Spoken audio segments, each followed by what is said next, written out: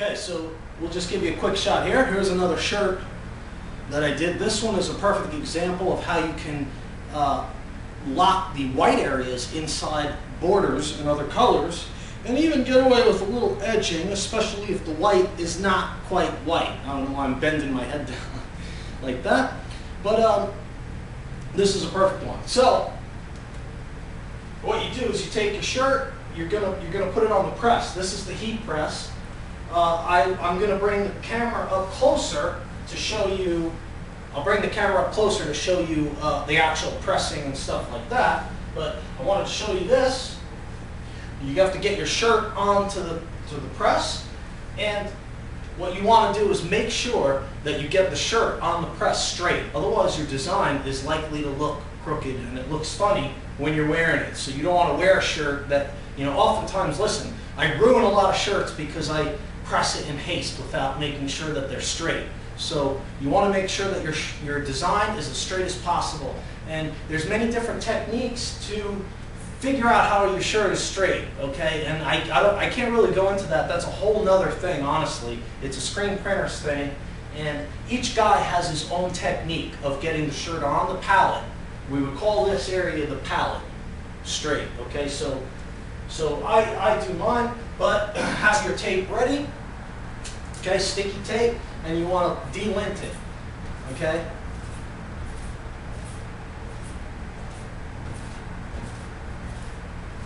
All right, and you just do that and you delint it. Okay, we're going to do the guitar first, and I'm going to see how I'm going to put that one on there. I might play with that one a little bit and have it in a funny position. So let's readjust the camera, get you guys close up, and then we'll take a look at the actual transfer process with the clamp or the heat press. Okay, now one other accessory you'll need at least. These heat presses actually come with a Teflon sheet, which you would lay down in between the element and your transfer. I don't have the Teflon sheet for this, and they're actually not all that cheap. And I just haven't bought one because I don't really need it. I just do heat transfers, so I don't need the Teflon necessarily. So I use a piece of plain computer paper. Now I already linted this one, so I decided that I'm going to put this one like this. Now I'm going to try to, this one actually doesn't really matter if it's straight or not, because obviously I'm putting it at an angle. So what I want to make sure is that, first of all, don't spend too much time doing this. It starts to curl up and become difficult. Now I'll just go like this, and we're going to press it.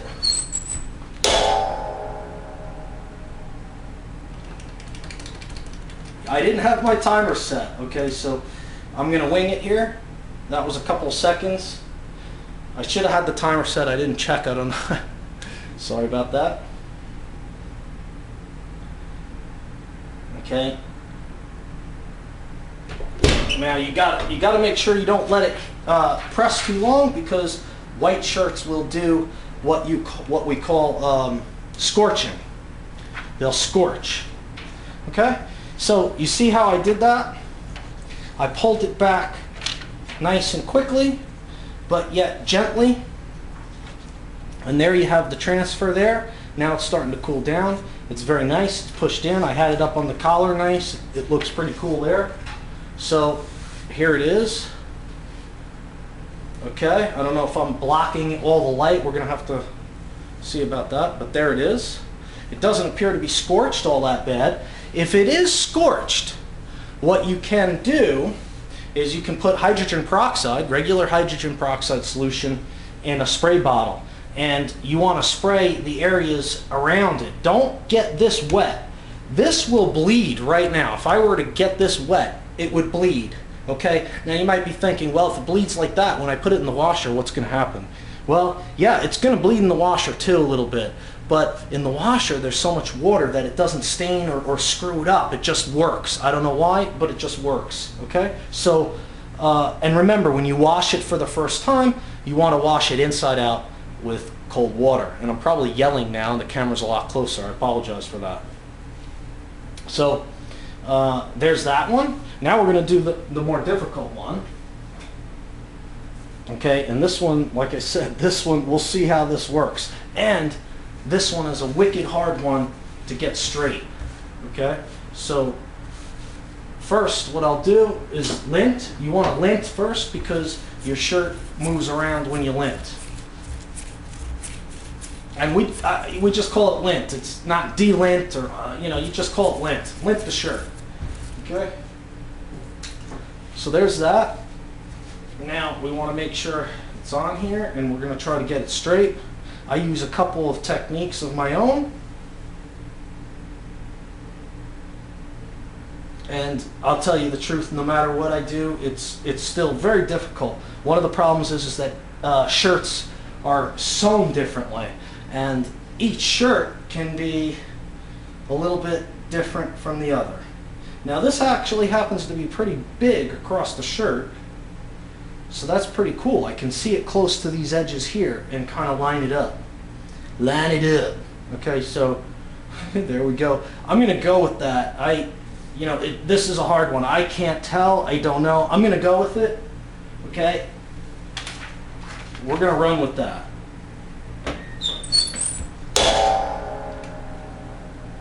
Okay, and here we go. About 15 seconds. You can start pulling the press up when it gets to about 13 seconds.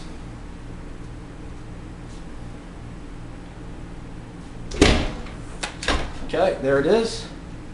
You go in right in for the peel. Remember, this one I said was going to be difficult. And it is. It's very hot.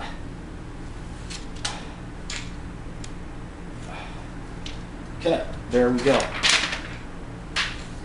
Lucked out on that one. Okay, that was pretty good. Let me see if it looks straight. You know what? It actually looks pretty damn straight. Okay, that's pretty amazing. And there you go. There's this one. Love, brother. Peace, love, and friendship, my man. Okay. Pretty cool stuff. I think that's about all I have to say about it. And like I said, if there's any questions or anything like that, you guys can message me rather, or whatever, through YouTube, and leave questions in the comments if you like as well. All right, thanks for watching. We'll see you next time.